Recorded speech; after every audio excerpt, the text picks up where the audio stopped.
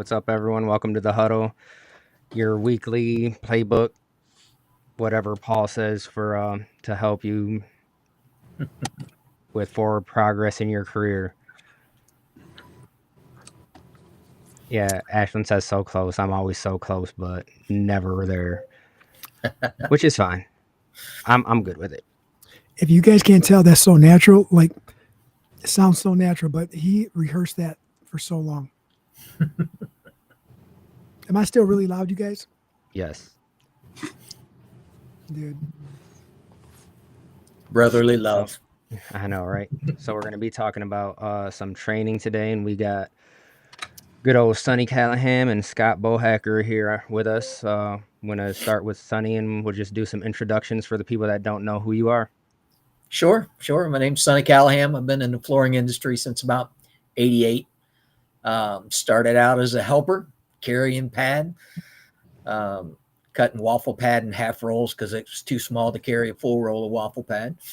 And just made my way through the industry, installer, project manager, worked my way up, and now own Divergent Adhesives, and we go out there and try to help make the job easier for installers. Nice. I think that's one of the things that people don't realize is the progression through the industry that you can do. Yep, that's right. Scott, tell us about yourself. Well, my name is Scott Bohacker, and I grew up in Canada. Moved down to Puerto Rico in 2004 to get away from the snow and the cold and whatnot. And I grew up at a Carpet One in British Columbia. Went down to Puerto Rico, started doing hotels, working on the resorts down there, doing carpet installations, cutting my teeth a little bit in commercial and all the Caribbean islands. Moved to Georgia 2007. The rest is kind of history. Me and my wife Tammy own a commercial flooring installation company called Beaumont Flooring. We travel all across the U.S. and Canada doing senior living homes, hotels, whatnot. We do a lot of remediation work for the manufacturers. CFI certified, C2, R2, active flooring inspector, FCITS and ITS. Do a lot of moisture testing, part of the CFI certification team, new product installs. So this just seemed like the natural progression to help with NAFCT and see if we can try to take it to another level. Nice, man. So you went from the Caribbean islands to Georgia. Yes. I do prefer the weather much better down here, but yeah, Georgia and Puerto Rico weather seemingly very similar in the spring. But no, you know what? The little bit of snow we get, I'm perfect with. Just a little bit. I mean, the last time I was down there, it was pretty cold. I think it was like, I don't know, in the 40s or something like that. Well, in the wintertime, we do get a little chilly, and we do get a little bit of snow sometimes, but I can't complain because it was probably snowing here. Yeah, I was going to say 40 is nothing. That's summertime, right? Yes, sir. Yes, sir. We also have the Beaumont Flooring Training and Education Center down here in Calhoun, and we have a space dedicated. I'm in the classroom right now, about 1,200 square foot classroom dedicated to flooring installers, inspectors, sales staff. We've had manufacturers we've hosted here. We have a training area in the back, about 3,000 square feet, where we do installation trainings and whatnot. So we're pretty equipped to take these trainings to the next level here in Georgia. Yeah, and I think that was like you said earlier, the kind of progression, right, where you just kind of seen that fit with NAFCT. So can you kind of give us a rundown on how that came to be and what your plans are for the future? Well, to start with, Sonny approached us because we all know that Paul got approached with another opportunity in his life. And Sonny needed somebody to take Paul's place, for lack of a better term, even though I'm not sure. A more rounded individual, maybe, somebody involved in the installation side of things, the inspector side of things. That was the goal. I'd love to say that Sonny made the right decision.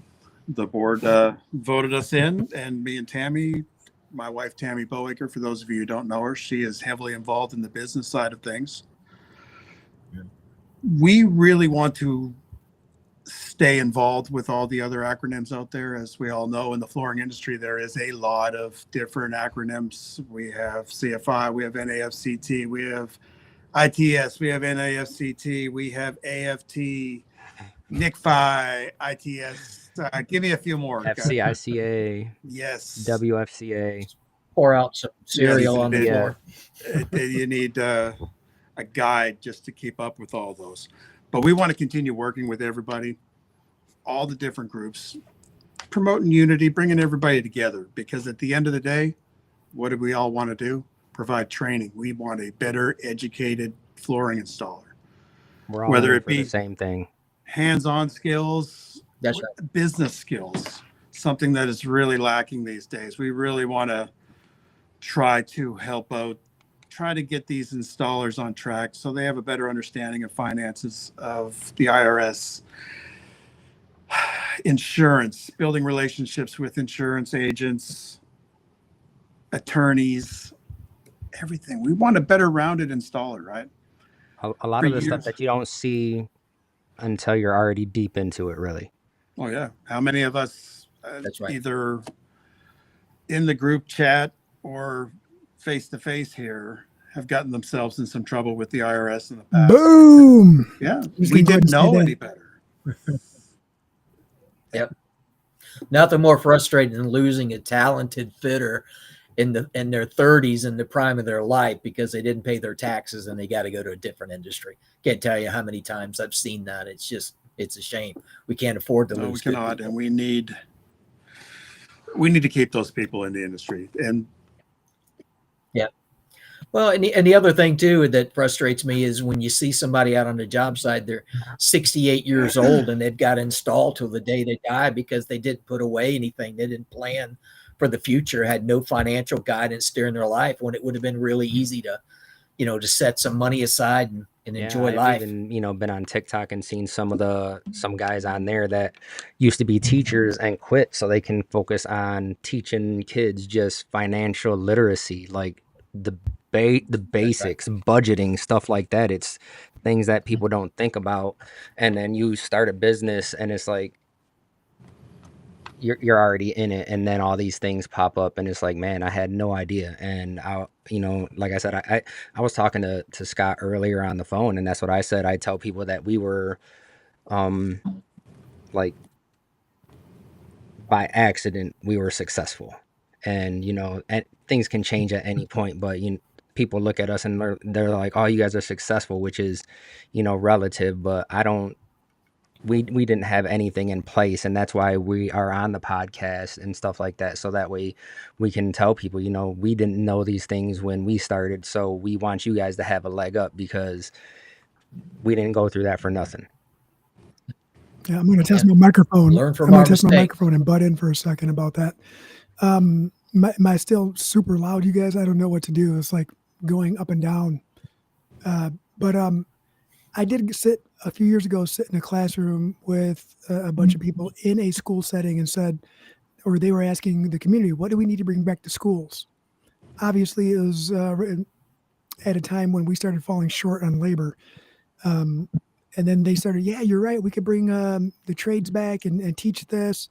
And then I raised my hand. I'm like, well, what about teaching students how to, I don't want to say balance the checkbook, right? But understanding the difference between owning a business and what's a P&L? Yeah, like all that, the profit and loss. Like they weren't saying any of that. They're like, well, if you go to college, you can learn this and learn that. I'm like, so you're going to wait until they're in debt to teach them how to manage their debt?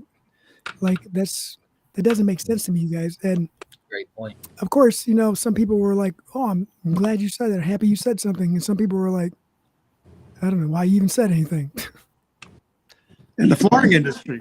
Yeah, I was fortunate. I realized that really early in my career, especially when I was a subcontractor, that I wasn't the money guy. I needed to have somebody hold my money and delegate it for me, because I wasn't going to keep track of my taxes. I wasn't going to do the 401k. And, that transferred over to when I started running my own business. I made sure the first thing I did was I got a money guy. my partner in AFC or Divergent Adhesives, he's got his master's in forensic accounting. He knows numbers, right? So that's how we understand what I don't know how to do and to get the right people around. It's a running joke. If I had somebody like Tammy when I was a young man, I would be a wealthy man right now. But no, and in my 20s, I made a lot of money and I spent a lot of money, and that's just the way it worked. That's and right. in the flooring industry, we're a little unique too, because you got folks like us who have our own businesses and whatnot, but we also have a lot of installers who are either employees of different stores. Our the guys that work on our crews, they're all employees, but we also have a lot of 1099 employees there. And so there's different things for everybody, Not depending on 1099 how you're employee. employed. Not a 1099 employee. Yeah, Doyle nailed it. Easy Right. come, Yeah, easy go money. That's the mentality. Kind of what we were talking about. Like, you think it's always going to be easy until you're sitting there not working, and then it's like, what am I going to do tomorrow now? Like, start getting into a panic mode sometimes. Growing up in Canada in the wintertime, they didn't build any houses because they couldn't pour any foundations or whatnot. So we would hit a really slow time, and none of us knew what to do with ourselves because we didn't have any money saved up and there was no work coming in. We'd all be scrounging over the few jobs that would come in. So listen, if we could prepare the guys a little better and gals, that would really, that'd be a good start. Yeah. Putting the floors is the only part of it. Is that what's in the plans right now? Do you guys have anything like for that, or is that something that you're going to be working on to try and get something to bring people over there to take a class for that? Well, we have already been speaking with Mark Farnsworth with Professional Floor Covering Training. They're based out of Ohio. They're putting some classes in the Tri-County Career Center up in Ohio. And they're talking about not only having installation classes, but we're going to go forward with some financial planning as well and marketing classes so that they can become more well-rounded and they can come out and they can actually have a career and maybe be able to have a better chance of success. So yeah, we're going deep into that already in the colleges. We need to expand that into the high schools because a lot of kids now, they don't fall into the category of being necessarily college material, right? So we need to probably target those kids, and because I was one of those kids and nobody ever targeted me. Somebody found me, and all of a sudden I was unloading a truckload of pad, and then I became somebody's helper and went from there. But I could target these kids. So they have a little bit. Yes. With the tri-state training that we're going to be doing with Mark, we actually had a call with a guy a couple of days ago that he was actually someone who went through the IBM management program. And some of you guys might not be old enough to know how exclusive that club is and how intense that training was. Some of the biggest CEOs in the world went through the IBM training. So he was talking a lot of things to us that really could be beneficial to young people, not even going in floor covering, but going into life, things that they can look into and things they should be looking out for. And it was really impressive talking with him. Yeah, he came over here too and talked to us and trying to get some stuff going over here. And that's what we talked about too, was, getting into the community colleges and for these classes. And, it takes X amount of people for it to run, but then it's like these things need to happen. Ray says, I don't know what website he's talking about, but what's the status of the new website? I don't know. We don't have a new one coming. No one? So Ray, if you can type in which site you're talking about. But we definitely don't have a new one coming. We just did ours when we started in 21. Going to Doyle's question there too. He's asking the percentage of independent installers. That would be a really tough number to come up with because not only we got big box stores we can throw in there, we got retailers, got folks like us. That'd be a really tough number to come up with. And I don't think it's very big because of just the material aspect, right? People don't realize how much material costs until you actually have to go get it. Unless but that's why they have the floor sources of the world and stuff like that, so that way you can send clients in there and just have them pay and you don't have to worry about it. So that number is probably growing, but you do have to realize that some of these guys are just 1-2 man crews, and if they're out trying to sell, they're not on the floor making money. That is very accurate. Yeah, and we are Beaumont Flooring. We are a labor only house. We don't sell materials, so we leave that to somebody else. So apparently Paul and Sarah said a new website was coming, but I don't recall that. That's great. I don't know anything about it, so I'm not sure how far along they are. So Andy says he would say 75% for 1099, but I guess that's working through a store instead of selling your own materials and stuff like that. Yeah.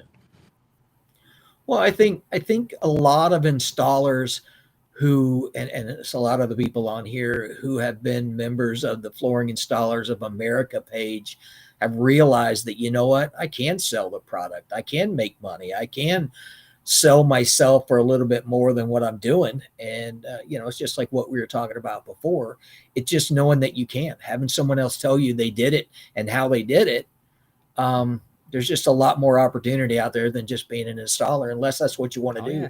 And that's perfectly fine too.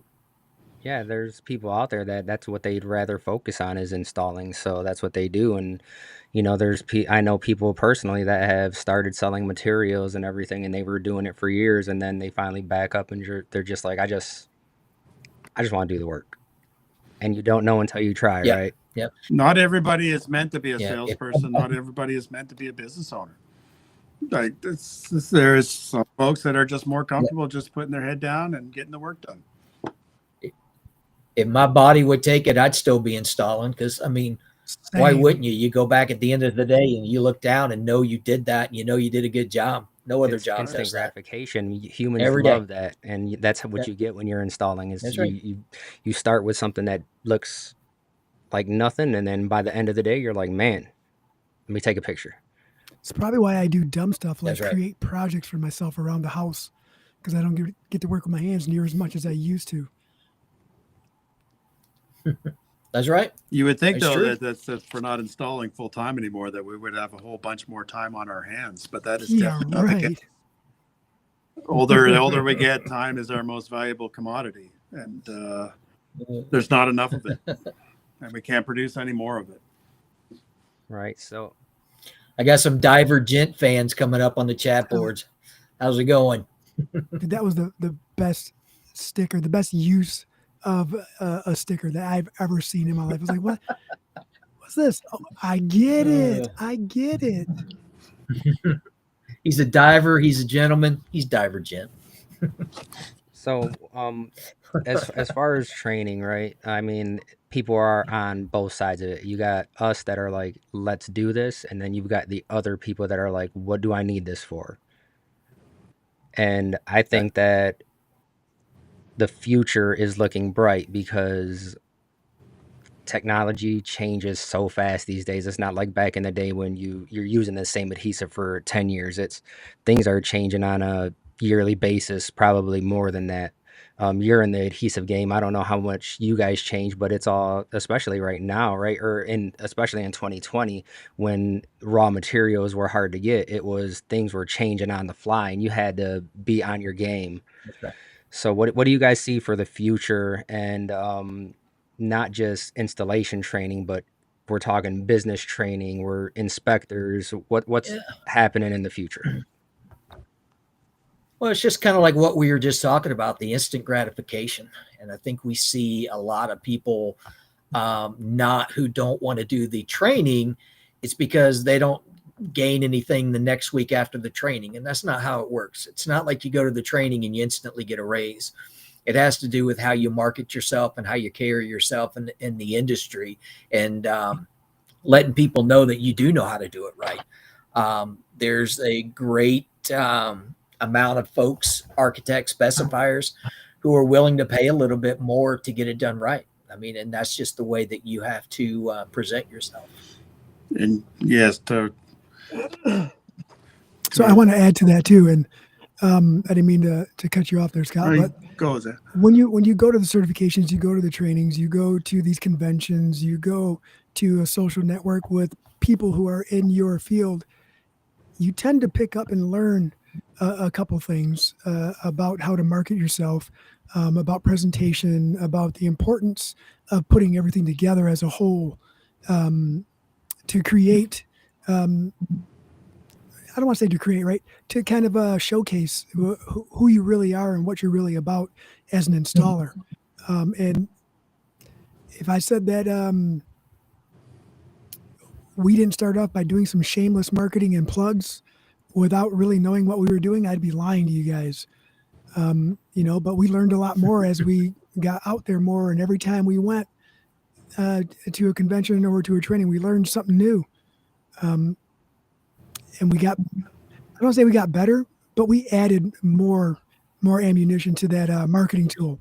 You added people to your network. I mean, Daniel, how long ago did we meet at that thing? And there was a lot of this 10 years easy, if not more. And you met people and you created this network with folks. And now you guys have a podcast. You're one of the most popular contractors in the United States. People know you guys. And it's not because you know how to install the best, right? That's not a knock at you, but you want to help everybody in your industry, and people can talk to you because you can relate to the problems they're seeing in the real world, right? So your network is expanding. Not only are you meeting people that help you, but you're meeting people that you can help. Yeah. And it goes both ways. And not everybody understands that's how it goes. That's how Daniel and I met ourselves. I was doing a CFI training in Forney. Daniel was in class getting his what was that? C1, Daniel, I think. Yeah, R1C1. R1C1. And we've been friends ever since. The people you meet at these conventions and surfaces and the trainings, you stick with those people forever, and we rely on each other, and we get better because of each other. Right. So I want to go to this comment real quick. Doyle says, that what we were talking about, there's the same gratification for a salesman who goes and pre-qualifies a job to sell proper flooring and proper prep for that situation, making sure the installer, knows what he needs. It's a team effort. And that's 100% true, especially when you're talking about residential markets, because there's too many salesmen out there. Well, it's not just residential, it's commercial too. There's too many salesmen that just go out and sell. And then it's worry about it later. So yeah, that is a good point with the sales side. And it is, I mean, it does feel like that sometimes, especially when I'll put out the YMCA. It's in my hometown, it was a huge job and I really wanted it. And then when you actually get the email that's like, hey, you guys got it, it does feel really, really good. Mm-hmm. And then Dan says, trainings and certifications are tools. It's not a paycheck. You have to sell yourself. Just saying. That's his. Sometimes he says. But that is a big part of it. People who take trainings and get certifications, they need to know how to market themselves and set themselves apart from others as well. And that's, as a group, when we're networking, that's what we can teach each other. This is how you can market yourself. This is how you can move forward. You don't have to get stuck in the same rut. Let's make us all better. Right. Yeah. Well, it's like Denise said, the tribe. And we talk about this in NAFCT a lot. Our partners, excuse me, who hold the class, they're the manufacturers, right? And they have their technical guys there. Our board of directors is all technical guys, a couple of contractors as well. But to have the network of being able to call the tech rep for the product you're using directly instead of just calling an 800 number to get through can cost you hours on a job site, save you hours, right? So these networks that you build, if you could pick up the phone and call Kevin with a question that you have with something. Yeah, right when you said that.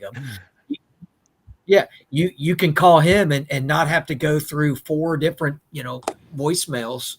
It means something. It's a value to you. So it's much more than just getting that piece of paper that says, okay, you spent 8 hours training on this. It's so much more than that. Yeah, 100%. We'll go back here to what Andy said about the salesman worry about it later because it falls on the installer, not the sales guy when it goes bad, right? But that's where it's a team effort, and I think that's where we have to start looking at things as a whole, right? We're talking about training and entities just helping each other out. It's the same thing if you're an installer or you're a salesperson. It's not about blaming one or the other. It's about a collaborative, and it's going, seeing that paperwork and then going to the salesman and being like, I don't think this is going to work. Let's talk about this before we get out there. And then Doyle says, and you'll see the guys who have been selling for a long time, they're going to go to their main guy. I know Andy worked at a place like that where if it was something a little sketchy, they would get the installer involved on the front end to know what they had to do. To answer Kevin's about what's being done to educate the retail sales staff. Honestly, that's so hard because there's so much turnover, right? It's got to come from the person who owns the store, who is running the store, to make sure that they're trained before they just start going out there and thinking they know how to do it, right? But it's difficult to get to those folks to train them accordingly. It was different in my past life. I used to do trainings for manufacturers, and we used to go into stores and do new product trainings. And we would work with the installers at like 7 o'clock in the morning for an hour and a half. And then we would roll into the sales staff right afterwards so we could assist them on how to sell their product and the advantages of the product. It's, as Sonny said, it's difficult to get in front of that group sometimes. What I was going to say was, if they're already making money, then it's hard to get them away from behind the desk. It's hard to get an installer off of the floor if they're already making money without it. Looking long-term is where we have to try to resonate with them. We have to try to find something that sticks with them, to have them understand that if you're in it for the long haul, then start now. Daniel's a little comment about that he took off of I forget what show right now, The Office. Many small time, make big time. Right. And you got to start doing that many small time as soon as possible. Even if you're a 50-year-old installer and you're looking, you might be looking for a way to get off your knees, that there is a path, and you will find that path when you find your people, you find your tribe. And that path might be training the salespeople you've been working under for years, but go get some accolades, get some notches on that belt. So that way everything's validated, not for the industry and for yourself. And you know what? It might not be the first thing you do. I like to think I'm a decent person. I'd be a good employee, but in my late 20s, I was the worst hire you could ever have because I didn't know what I wanted to do, right? I knew I wanted to get off my knees, went to one place, started a service department, did that for about a year and a half. I was like, no, I don't really want to do that. Then I became, the scheduler for the labor. I damn sure didn't want to do that for more than about 60 days. Then I was a project manager. Then I was in sales. I just kept saying, I know this isn't what I want to do. And finally, I made it over to the dark side, worked for a manufacturer, and I realized that's where I wanted to stay. And I found adhesives. Adhesives found me. Just the way I think. I'm analytical. You do this and it works. If you don't do that, it won't work. So I found peace of mind. But it took a long time. I had patience. I had a guy who was very patient with me in Florida. Anybody in Orlando knows Blackton Inc. And Sean over there, God, I bet he gave me 4 or 5 different jobs because I just didn't know what I wanted to do. You were learning. And that's right. I learned a little bit of everything by doing it, though. Right? It helped, but it wasn't helpful to him. Right? You still got to be a good employee. And that kind of brings me to what I wanted to plug right here is because NAFCT and Divergent Adhesives came on as partners of the show, so I want to show some appreciation there, and kind of you're the man in charge, so I want to give you some time to plug your adhesives and stuff. No, I appreciate that, man. When you approached me, it was a no-brainer for me. We enjoy what you do. More importantly, the way you support the industry and support installers, we wanted to be a part of that. What we talk about at Divergent is we try to make the installer's life as simple as possible. Because if the installer's out there and they're fighting the products that they're installing, be it the underlayment, the adhesive, the flooring, it's not going to go well. So on our part, we try to make the adhesive, over-engineered as much as we can to where when they're there, they don't have the issue. They're not thinking about it, and they can focus on doing a good job. So, our motto is for installers, by installers. We've been doing it for a long time. I have on here, on our sponsorship page, Divergent Adhesives delivers high-performance adhesives designed specifically for the demands of flooring professionals. That's us, guys. And Divergent is the go-to choice because I'm for one of those contractors who can't avoid failure or afford failure. And That's right. We used some on one of our projects that we ended up adopting from PJ, and it was already there on site, and that was the first time. And whoa, yeah, you got that 440 Whoa, for the yeah. double glue down. That'll get you. And then, the That's a good one. NAFCT is kind of setting a stage right now too, where it's almost a hybrid certification, and we talk about technology, and that's where it's really key, right? Where you don't have to spend days on days on days getting the information that you can get Right. by just being on your computer. And it's a hybrid world these days. My wife works hybrid. We can work hybrid Yeah. if we wanted to. No. But that's huge in the technology game right there, for classes to be held online and then go get the certification in person. That's right. We try to let you do as much as you can online, but we also don't want you to have to sit down and watch an hour and a half video on how to prep the floor, right? So we break it up into 7 to 8 different modules that are about 30 minutes, right? You can take 30 minutes and watch a quick video and then take a quiz on it. That way, when you get to the hands-on portion, you've already got what you need to know. Now they're just going to teach you how to apply it in the real world, and you're not taking a week off of work. You're just taking a day or two off, depending on what you're going for, what certification, and you do most of it online. So we've been pretty successful with it. And we definitely appreciate that. Our guys did the online portion and learned so much about just underlayment in general, and it's crazy. Can cover more online than we can if we have the group in the training area. There's too much to cover. So we need to focus on the hand skills when they're on the floor, when they're here. That's what we need to focus on, not the classroom time so much. I 100% agree with that. That's and right. Then, yeah, especially with the young people. I think I've told this story on here before, but I'll tell it real quick. We work with a group called AMI Kids, and it's 15 to 19-year-old kids that this is their last stop. They screw up again, they're going to prison, not jail, prison. So we go in there and did some training for them. And the first day, we opened up the projector with the PowerPoint, and I think we got to slide 3, and half the class was asleep. They're like, "This is not for us." Paul and I had to scrap the presentation and just go to the store, buy a bunch of flooring, and just let them install it. It's just, you got to know your audience, right? You just can't make everything adapt to everybody. So that's what we try to do when we're talking about different types of flooring and training. I'm a trainer for you guys, and I love doing the heat weld and flash cove training.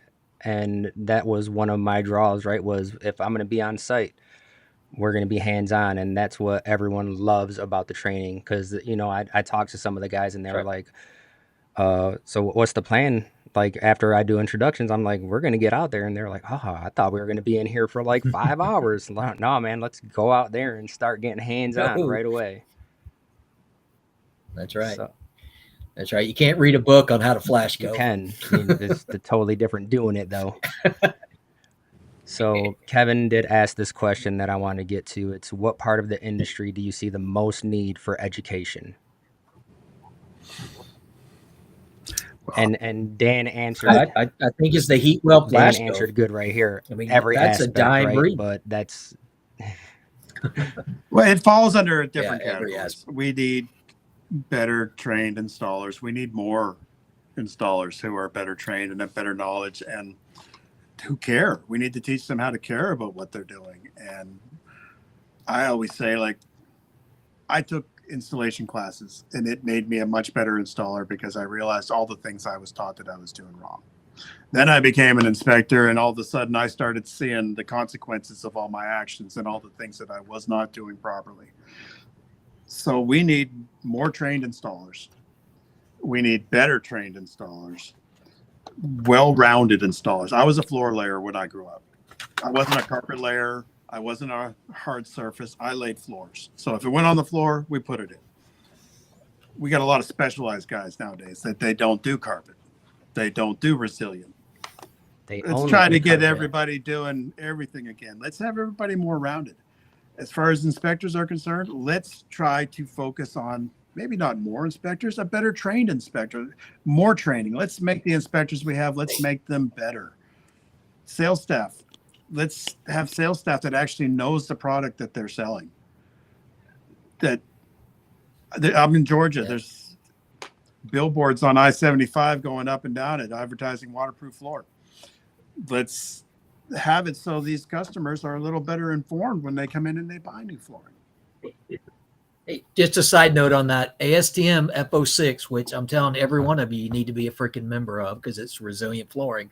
We are working on a definition of waterproof versus water resistant to help eliminate this marketing term out there. It's like LVT. It means nothing, but give it a definition to where people understand what that means, because obviously it's been oversold. But but back to the point of what we were talking about. If you're not looking at yourself and looking back a couple of years thinking, how did I get away with doing it that way for so long? You're not learning. You should be doing that every couple of years, learning something more, looking back and realizing that how much better you could be.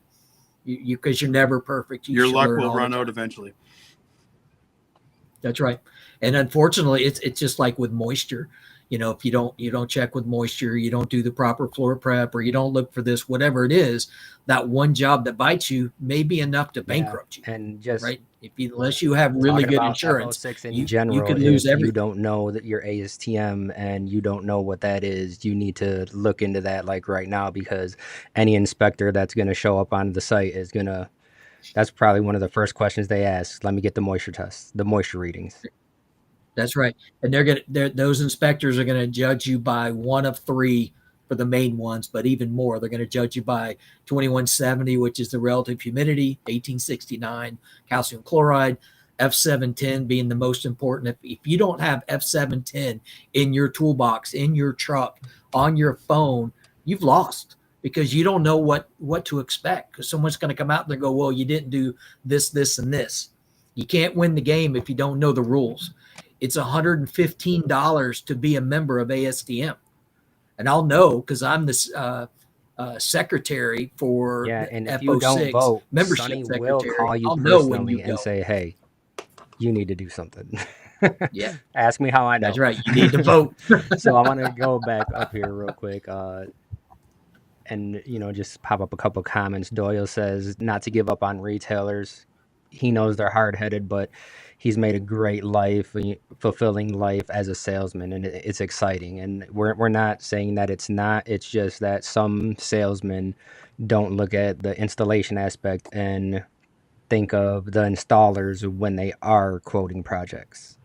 And I know Doyle, he is one of the ones that is always trying to get more informed, get more educated. He is really, if we had more like Doyle, I think we'd be in a much better place.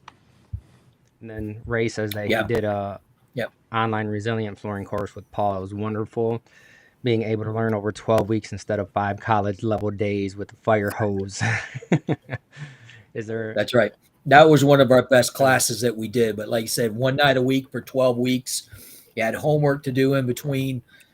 It was a really good course. Can't wait. He said, is there going to be any type of follow-up class in person for that? Yes. Awesome. Yeah, during this transition, we got it. We'll get Scott up to speed, and we'll have these things soon enough. And Dan did reply. He said that he met him at the summit. So, yeah, he's one of those good guys. And we got Kevin here. How do you feel about inspectors with no background in the flooring industry taking an online course, getting their license, and going out there and inspecting trying to reword this, inspecting what the installers are installing with decades of experience and knowledge. I hate them. There's no other way to put it. I mean, there's too many people out there who say they're an inspector because they went to a 3-day course. It drives me crazy. No Yeah, flooring what we need to experience. do, So- and we need to recognize that we get a lot of these classes for inspectors, and I used to teach them, so I know this.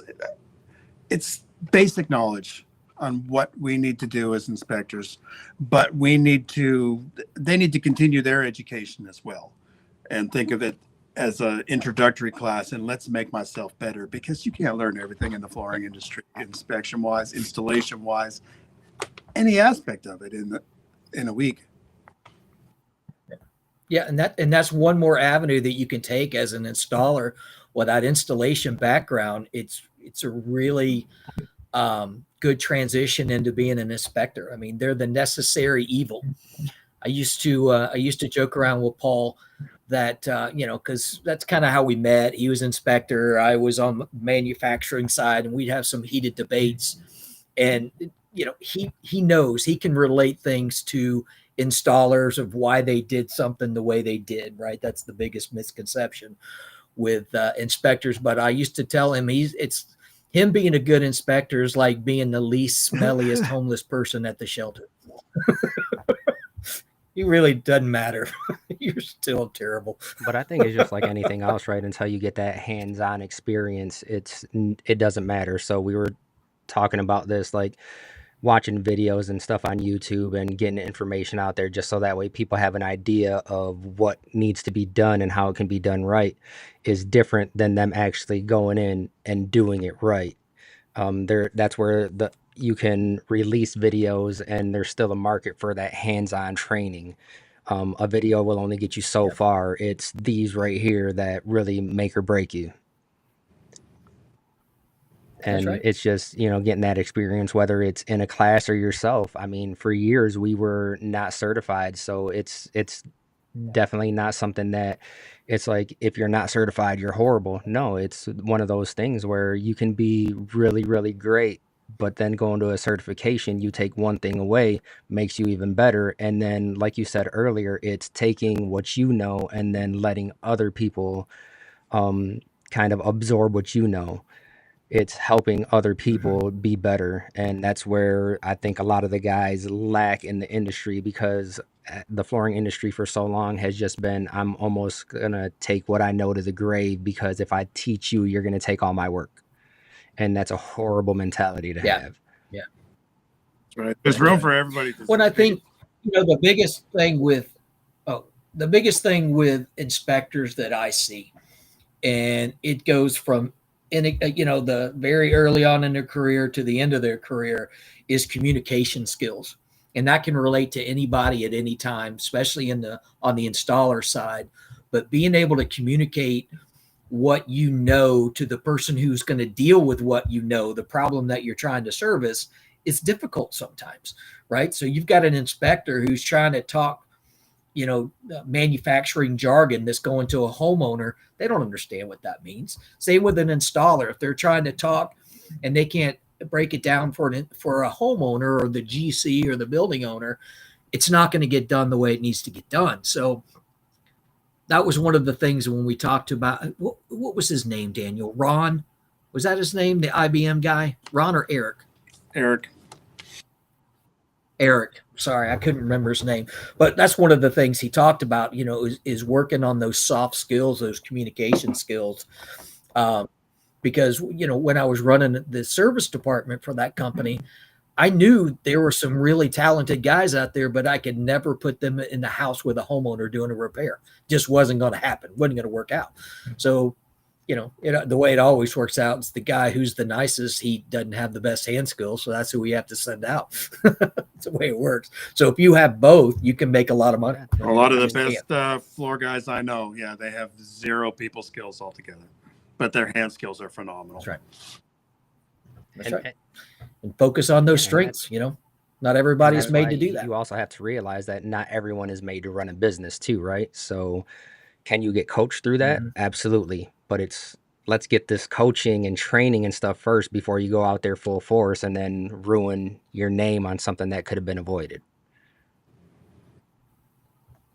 That's right. Sonny, are there plans for another Did summit? Denise just call me a tool? Oh, the internet's a tool. Sorry.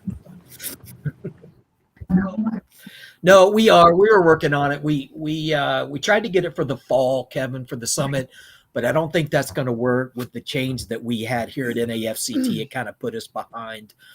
So we're probably going to go back to looking at the spring of next year. And for those of you on here that went, I hope you can agree with me, but it was unlike anything I'd ever experienced before. We had the top names in the industry talking about specialized topics that they know a lot about. They even let me up there for a little bit, but there's just a lot of good information that we can get when we all get together. Again, that's where we met Doyle. We got to meet so many people there in person.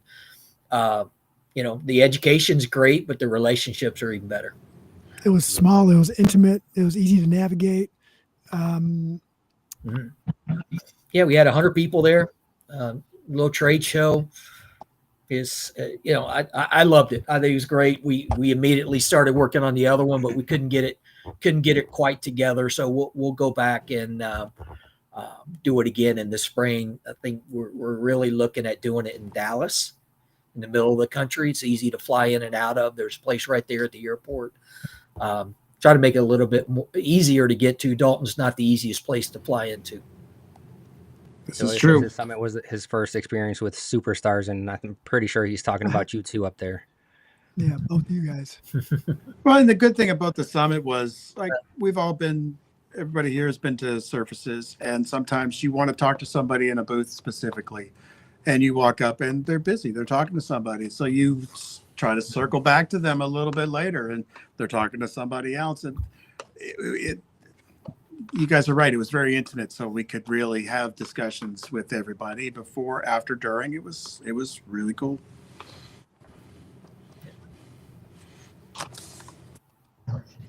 Collect interest on the summit payment. You got a refund. Come on. If you have it, I'll make sure you get it. I think the opportunity was there, right, to keep saving for when it's rescheduled. I think that's probably what Dan's talking about. Yeah, maybe that's what we did. Maybe so. It's really small and intimate, and you can have conversations, and the information is great, man. I mean, my first time going to see you guys way back in the day, and then I came back here and I'm like, man, I think I filled the notebook up just taking notes. Love me some notes. Well, yeah, that was our very, very first attempt at flash cove and heat weld, and that was with who? It was William Thornton and Mike That's Pigeon That's who too. you're with. Yeah, Puppy did it, and but it was. I came across some pictures from that one the other day, and I was looking and reminiscing, thinking, "Man, we come a long way, baby," because it's a lot different than what we were doing there. But just like you guys take the class, you try to get better. We do the same thing with the programs that we're teaching. Every time we'll have, okay, let's do this different, let's do that different, and we're constantly trying to make it as best as we can, make it the best it can. And I may be biased because of my relationship with Daniel, but I think heat welding is one thing, and flash coving that I'd like to say is a dying part of our trade, and we need to get more into it because there is a lot of work, that kind of work out there. I am not a flash cover. I'm not a heat welder. I did a little bit of it in my 20s, but that was way too long ago. So we need to get some more folks trained up on how to do that. And it's definitely one of those, it's an acquired taste, right? If you're hyper competitive and you like to be good at what you do and you want to try something and you want to be better because you don't want to tell someone you failed or you can't, give it a shot. You challenge yourself every single time, no matter how many years you have. Mm-hmm. But if you're like, oh, I just want to have an easy day, I don't want to be challenged, then just do carpet tile. Well, that goes to a comment that I seen earlier right here. Doyle said, we need installers that are trainable. And if you think that you're not making any mistakes, you are dead wrong. Like, I don't care who you are. I've been doing this for years. I still make mistakes. All the time. That's right. The job site won't let you do it perfect. If the job site was perfect and installers did it perfect, I could knock out about 50% of the Even strength when of we my talk adhesives, about trainings, right? But I have to overcome things that yeah, I even never when we can't seen talk a see. about perfect job. trainings, I will be in a training and then showing someone how to do something, and then be like, "All right, don't do it like that." Yeah. See, that's exactly what you're not supposed to do. But I wanted to show you that this is very common. The rules are for thee, not for me. And I think you're right. Heat weld and flash cove is one of those things where a lot of people will probably say that they know how to do it, or they've seen it done, or have done it once, and they're like, "Yeah, I can do that."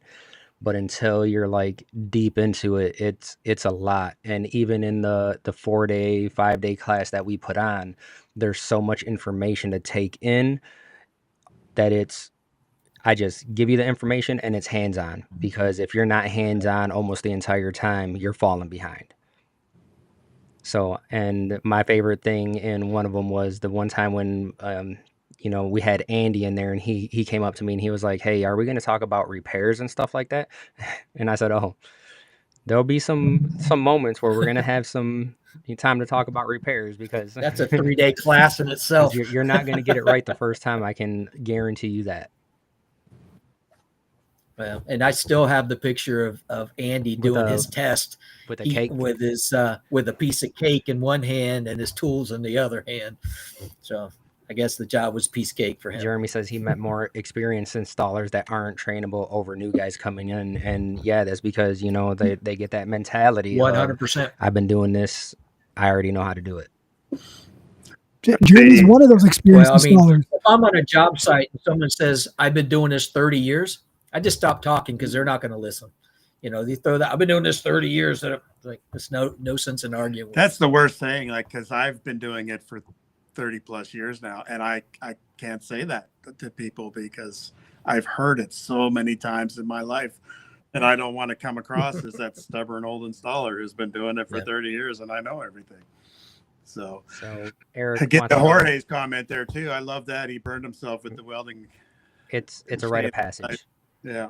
I was doing a carpet training one time, and I didn't have my knife in my pouch, and I reached back and I cut myself, and all of a sudden a Band-Aid comes out of the crowd because I was bleeding all over the place. It happens all the time. Don't bleed on the carpet. That's all you need to know. That's right. The white. Yeah. Eric wants to know if you have any training out west, and I think we are trying to work on something over there. It's just hard to schedule getting the venues and stuff together, and then also the trainers, which is I guess this is a great avenue to ask. I mean, if you want to be a trainer, if you know what you're doing, these are the guys to talk to, man. It's not, they're not going to come to you all the time. It's you reaching out to them. That's where these relationships start. There are definitely opportunities right now that we need more. We need more trainers because we are going to need to be in more places than we currently have people. So anybody who is interested in becoming an educational partner with us and becoming a trainer, talk to me and Sonny. We want to work with you, and we want to help. We don't want to put it all on you. We want to market. Right. We want to have good, successful classes, and we want qualified trainers training them. Yeah, so definitely. Yep. Definitely no, for sure. Out. And as far as going back to California, I mean, we've got one instructor in Northern California. I don't know if that's Northern, but not Southern California. And we've been working with Floor God about trying to get something down in Southern California. So we're making our way out there. But again, not to make excuses, but with the change we've made this summer, we got to ramp back up to get back on schedule to get those things going. Jeremy says he wants to become a trainer. So my brothers do what? Jeremy wants to become a trainer. Then I pulled a Paul and started reading the comment that he just put in the private chat. So he's got to get off because he's got to go coach. He's got some baseball coming up, and he's one of the coaches, so he's stuck. And my microphone's not working very well anyway, so boom. It just gets super loud. Thanks, everybody. Yeah. I like Nate's comment that he's not certified to installer, not because he doesn't Because screw of all up, the but screw because ups.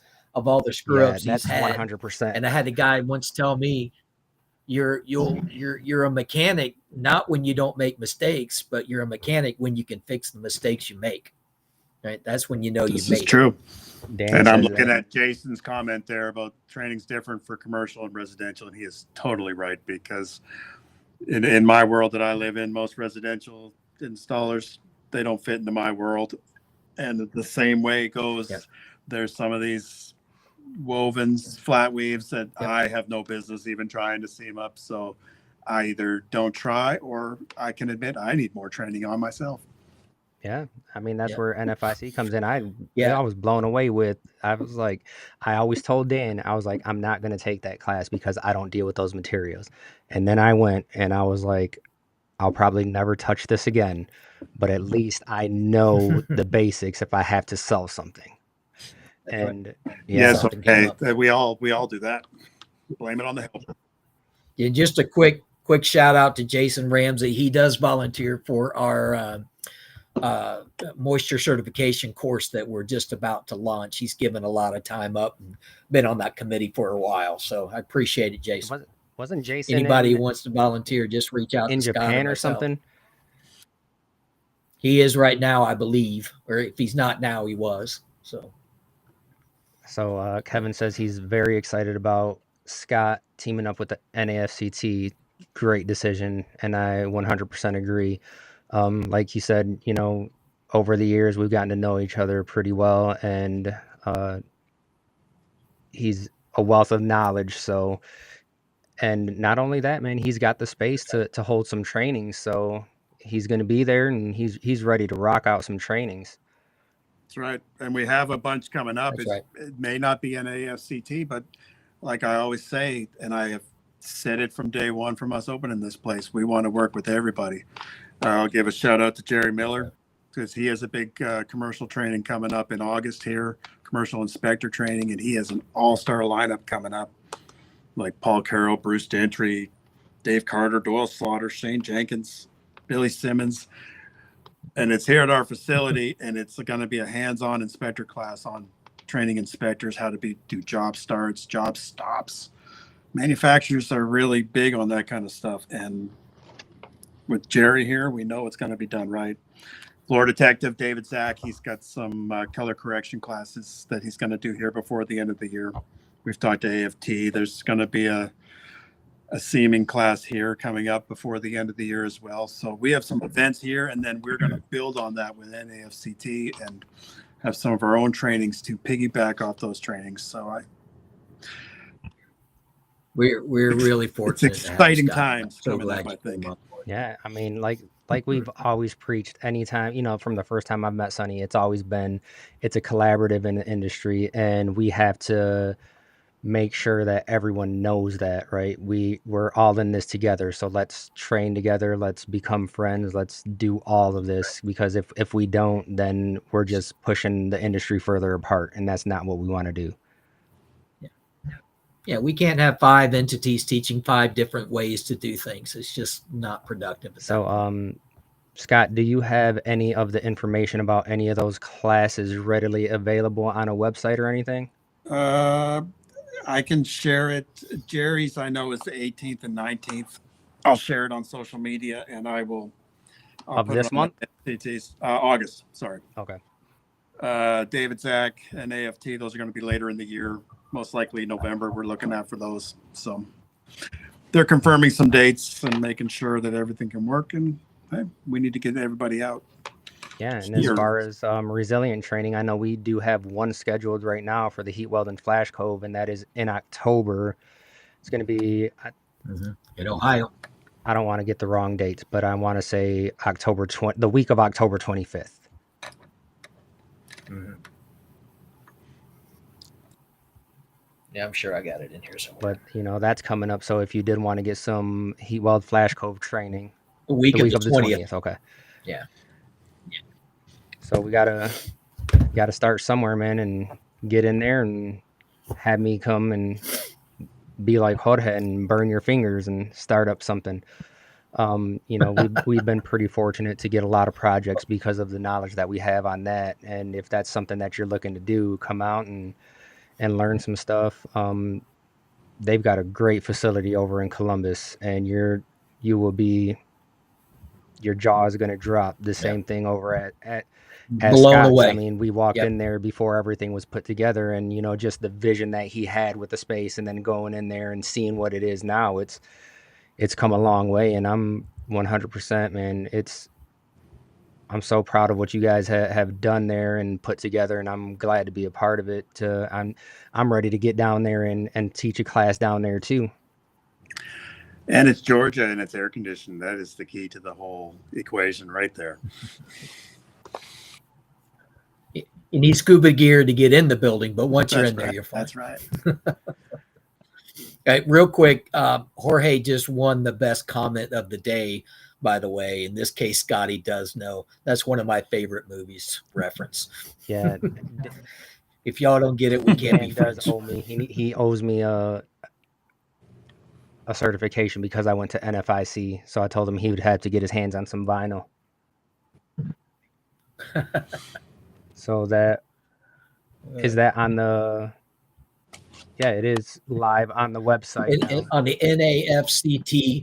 NAFCT.com, you can go on the classes there and it'll say what's the coming Heat up. Welding Flash Go But it's event in Columbus, Ohio.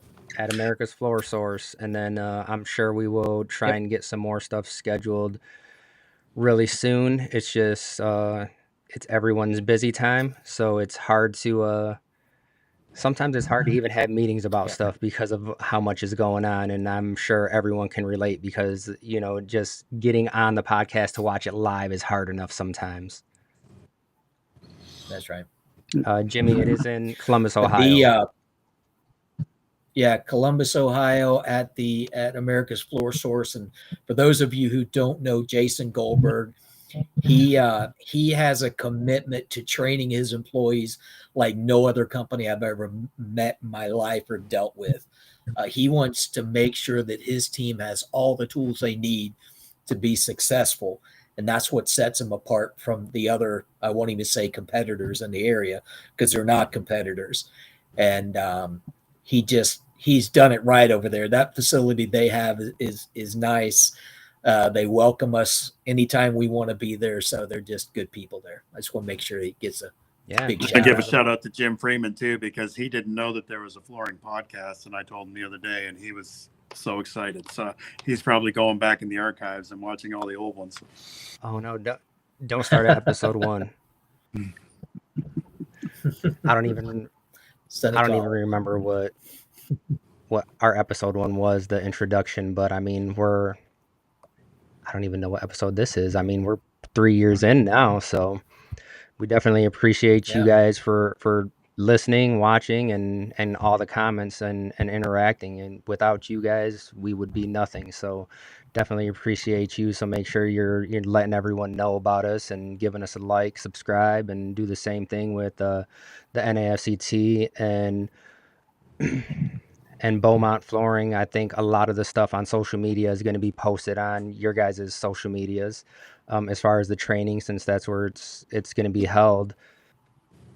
We'll help anybody who wants to hold the training. I don't care what the organization, even if it's not here, we're going to help promote it. Speaking of, I believe there's a regional for an installation competition this weekend that we'd really love to see some more competitors in. So let's throw that out there as well in Boston. Yeah, and it's not even competitors at this point. It's a collaborative. Like I said, we're all in this together. So let's start acting like it and see what we can do to help each other out. I mean, Go Carrera, is setting the standard when it comes to as the hammer rating now. What it's going to be called in the future, we don't know yet. But I mean, it's patented to where they have this ready, and it's amazing. If you're not on there, definitely get on there and make sure that you get your profile set up. To know where you're at, right? We're all in this. I do want to say thanks to Sonny and Scott for joining us today. Scott, congratulations on the new position with the NAFCT, and I'm really excited to see what you guys are going to come up with. I know big things are always coming, and this is definitely not the last time you guys are going to be on here. You're going to be on here again because there's going to be things that are popping up. Sonny, thanks for the sponsorships. We definitely appreciate that and everything that you do for the industry.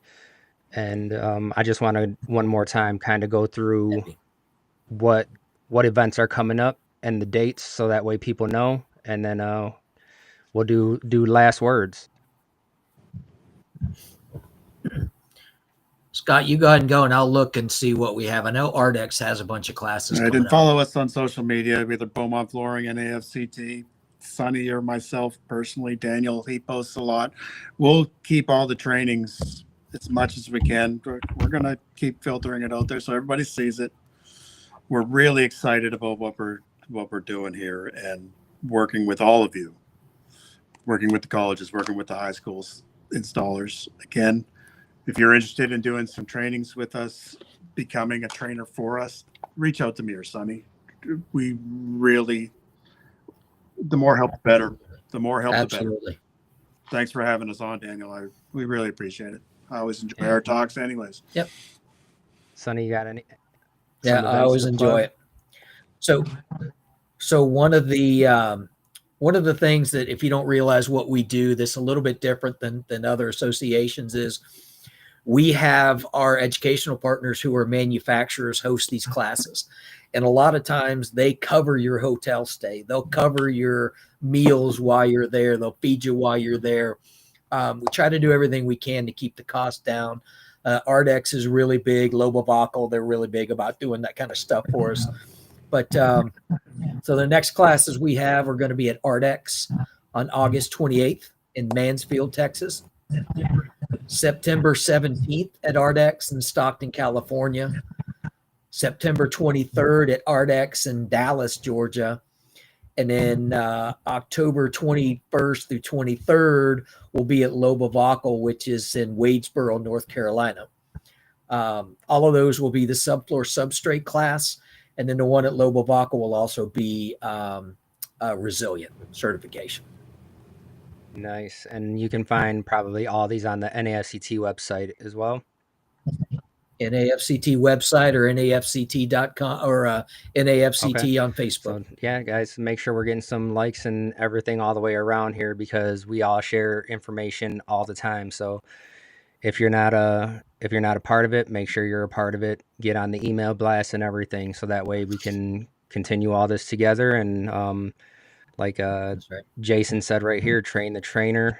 Maybe we'll talk about that stuff in the future, especially when it comes to, I would love to get some people together for the heat weld and flash cove, and then see how far we can take that, because we're on a project right now where we had to get called in. I mean, it was one of our, biggest competitors over here in the area, and, talking to them, and the same thing that we were talking about, it's not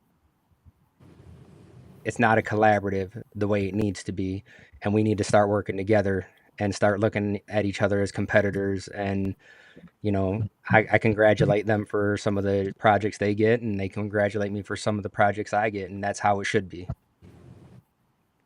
That's right. And if anybody ever needs to get in touch with me, they have a question, I didn't touch on it at the beginning, but I kind of specialize in anything from the flooring down, adhesives, underlayments, concrete, things like that. But you can call me whenever you want. It's 877 Glue Dude, GLUDUDE, 877 Glue Dude, anytime. Rings right here to my cell.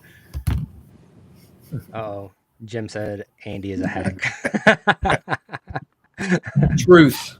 Oh, that's a great way to leave off. Well, appreciate you guys, and I'm sure this is, like I said, this is not going to be the last time, but